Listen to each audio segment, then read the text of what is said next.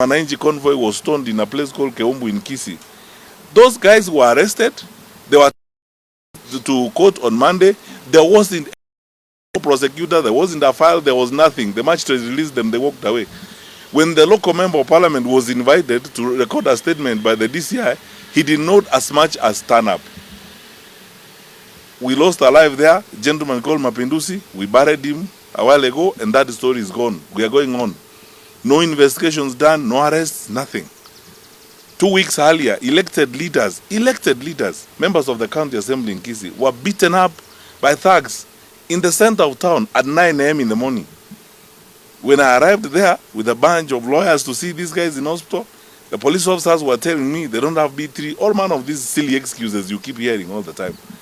To this day, no one has been arrested or prosecuted about that. The county government there in Kisii is running a militia, terrorizing people at night, going to estates, beating up people and so on, with the acquiescence of the police.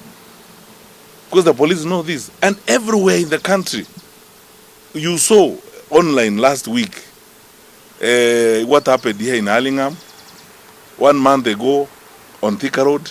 9 o'clock in the morning, thugs closed the road and terrorized people.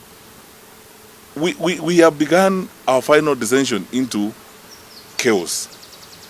The question now for us as Kenyans is, how do we approach this and what are we going to do?